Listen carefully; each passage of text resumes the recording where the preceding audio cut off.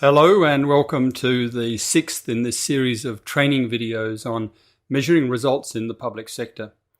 In this session, we're going to look at intermediate and high-level outcomes. My name is Mark Robinson, and these videos are brought to you by the European Union. To illustrate these concepts, let's consider the example of school education. When children are taught in schools, they are receiving an output, a service.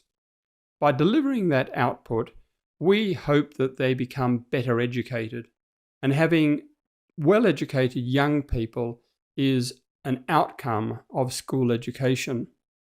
However, by having better educated young people, we hope also to generate other benefits for both for themselves and for society as a whole, including higher rates of employment and higher incomes. And these are also outcomes which are partly the consequence of delivering good school education. So this illustrates the concepts of intermediate outcomes and higher level outcomes.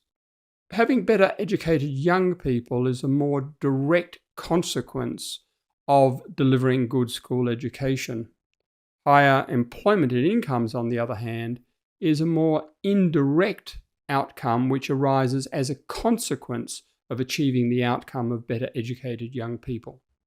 Generalizing from this example, we can say that intermediate outcomes are the more direct consequence of the outputs we deliver to our clients. On the other hand, higher level outcomes are more indirect and which result from our achievement of intermediate or lower level outcomes.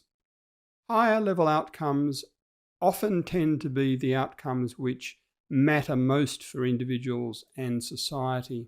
Well, let's illustrate the concepts of intermediate and higher level outcomes with another concrete example.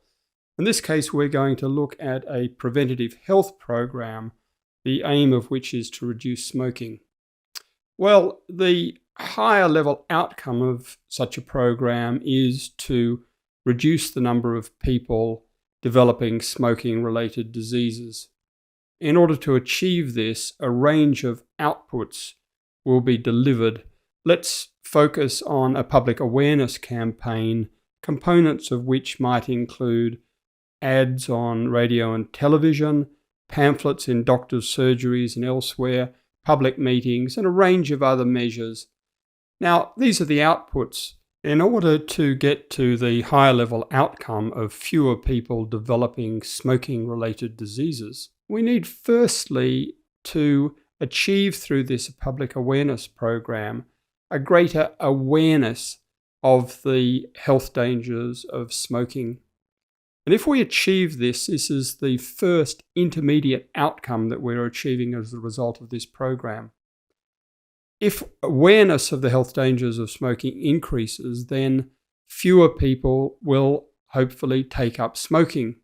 Perhaps in addition, some existing smokers will give up smoking, but let's set that aside for the moment.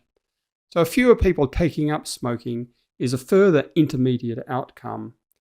As a consequence of this, we want fewer people smoking overall, and then finally, as a consequence of the achievement of this series of intermediate outcomes, we hope that fewer people develop smoking-related diseases. So what one can see with this example is the way in which the output aims to achieve a series of intermediate outcomes, and it's the achievement of these intermediate outcomes which will achieve ultimately the higher level outcome that we're aiming for. In an earlier session, we discussed the concept of external factors and their impact on outcome performance indicators. External factors can be factors outside the control of government, or they can refer to the impact of other government programs. In general, higher level outcomes are significantly more affected by external factors than are lower level or intermediate outcomes. Consider once again the example of school education, where we noted that a higher level outcome is higher incomes and employment. Now, the level of income and employment in any country is affected greatly by many factors other than the quality of school education. It's affected, for example, by the state of the international economy. Government economic policies in many other areas also affect incomes and employment.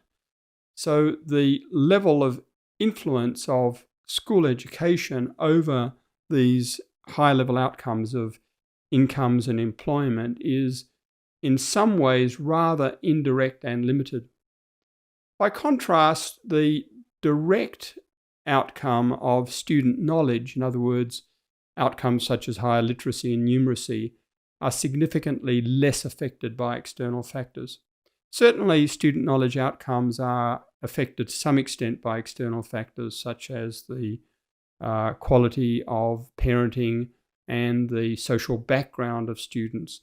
But in general, the student knowledge outcomes that are achieved are likely to vary much less from year to year with the impact of external factors than are the higher level outcomes of incomes and employment. The external factors that influence higher level outcomes can also arise from the influence of other government programs. Suppose that we're interested in measuring the effectiveness, that is, the outcomes achieved by government interventions in the preventative health area. And in this context, we're interested in the relevance of indicators of the high-level outcomes, firstly of the rate of death from diseases and accidents, and secondly of population life expectancy. Now, the thing about it is that both of these high-level outcome indicators are significantly affected not only by the government's preventative health interventions, but also by the quality of government health treatment services, because one of the key outcomes that government is trying to achieve when it treats patients is to lower the rate of death from diseases and injuries.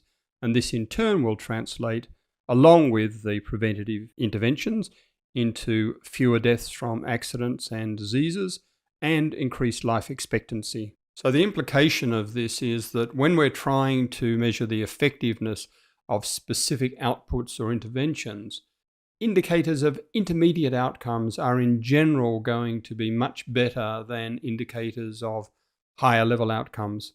For example, if we want to look at the effectiveness of school education, knowledge outcome indicators, such as the level of literacy and numeracy, will be much more informative than indicators of the levels of unemployment or incomes in the society as a whole. Similarly, to measure the effectiveness of preventative health interventions, we're much better looking at indicators such as the rate of smoking rather than at the death rates from cancers. On the other hand, at the level of the national plan, higher level outcome indicators will generally be more appropriate. It's at this national plan level that we would expect to see indicators of high level outcomes such as the rate of GDP growth or life expectancy in the population as a whole.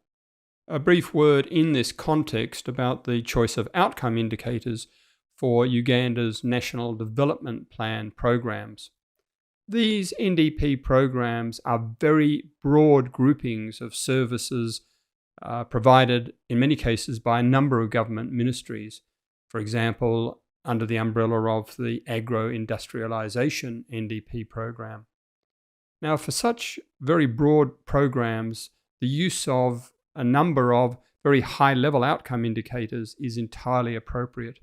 It's quite appropriate that the agro-industrialisation program should use a high-level outcome indicator such as agricultural value added. It's equally reasonable that the human capital development program would use high-level outcome indicators such as the child poverty rate. At the same time, though, we have to be careful always about the use of so-called outcome indicators, which really aren't outcome indicators at all. And in this context, we can point to a number of NDP outcome indicators which are really output indicators, such as the proportion of farmers that access agricultural finance, or the number of geoscientists trained, or the number of kilometres of paved urban roads. Well, that brings us to the end of this session in which we've looked at high-level and intermediate outcomes.